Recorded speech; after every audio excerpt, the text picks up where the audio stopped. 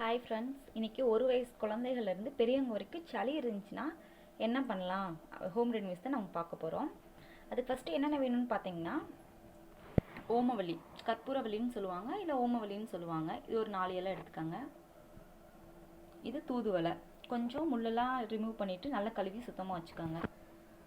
துளசி கொஞ்சம் எடுத்திருக்கேன், கொஞ்சம் சீரகம், கொஞ்சம் மிளகு, ஒரு வெத்தலை, காம்பையும் நுனியும் கட் பண்ணிடுங்க, கொஞ்சம் மஞ்சத்தூள். சரி, எப்படி செய்யுதுன்னு பார்க்கலாம். இதுக்கு ஃபஸ்ட்டு நான் 2 டம்ளர் தண்ணி நல்லா கொதிக்க வச்சுருக்கேன். இதில் ஃபஸ்ட்டு வெத்தலை, ஓமவல்லி இலை, தூதுவளை, துளசி,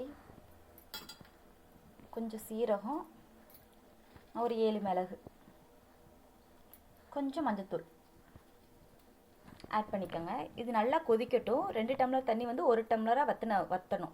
பாருங்கள் ஃப்ரெண்ட்ஸ், 2 டம்ளர் தண்ணி 1 டம்ளர் நல்லா வற்றிருச்சு. இதை ஒரு பவுலில் மாற்றிக்கலாம். பாருங்கள், ரெடி ஆயிடுச்சு. இது ஒரு வயசு குழந்தைங்கன்னா காலையில் சாப்பாடு ஊட்டினதுக்கப்புறம் ஒரு சங்கு, அதுக்கப்புறம் சாயந்தரம் போல் ஒரு சங்கு கொடுங்க. பெரியவங்கன்னா அரை டம்ளர் 1 டம்ளர் அந்த மாதிரி அவங்க வயசுக்கு ஏற்ற மாதிரி எடுத்துக்கலாம். சின்ன வயசுலேருந்து கொடுத்திங்கன்னா சளி நார்மலாக இருந்துச்சுன்னா குறைஞ்சிரும், நல்லா குறையும். உங்களுக்கு டிஃப்ரென்ஸ் உங்களுக்கு இது கொடுத்த பிறகு நல்லா உங்களுக்கே தெரியும். இது உங்களுக்கு பிடிச்சிருந்துச்சுன்னா கஸ்தூரி சமையல் சப்ஸ்கிரைப் பண்ணுங்கள். தேங்க்யூ.